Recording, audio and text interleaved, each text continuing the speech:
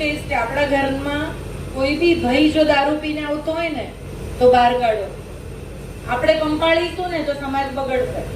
આપણે નહીં પંપાળીએ ને તો આગળ કશું આગળ વધવાનું નથી. આજે તમારે ઘરમાં જે વસ્તુ બને છે, હું તો દીકરીઓને એટલું ચોક્કસ કહીશ કે આપણા માટે કેમ સલાહ આવે? આપણા જ માટે સલાહ આવે, દીકરાઓ માટે કોઈ સલાહ નહીં? કેમ દીકરો સમાજ નથી બગાડતો?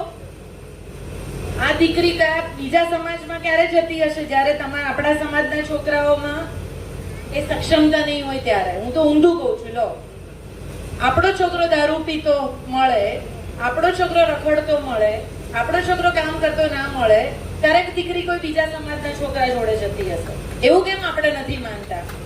એ કેમ અંદરથી નથી આવતું? દરેક વખતે દીકરીઓને સલાહ કેમ?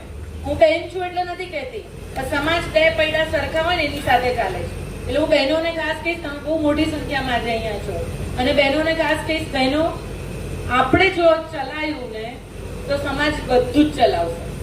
આપણે ના ચલાયું તો આગળ કઈ નહીં ચલાવે. અમે બી બહાર ફરીએ છીએ, શું અમને તકલીફ નહીં પડતી હોય કામ કરવામાં? અમે બહાર નીકળ્યા છીએ તો શું અમારા ઘરના લોકો ભૂખ્યા રહેતા હશે? અમે બહાર નીકળીએ છીએ, શું અમારા છોકરાઓને સંસ્કાર નહીં મળતા હોય?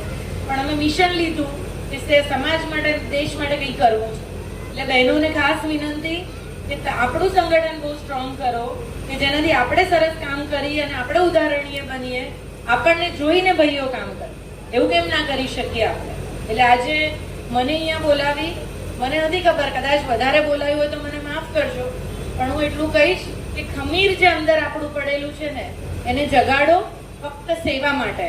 અને એવી સેવા કરીએ આપણે જેને આપણી જરૂર છે. ગરીબને આપણી જરૂર છે, કોઈ નીચી જ્ઞાતિને આપણી જરૂર છે, કોઈને બી આપણી જરૂર છે. આપણે એના માટે ઊભા રહીએ, એ જ આપણી ઓળખ હોવી જોઈએ.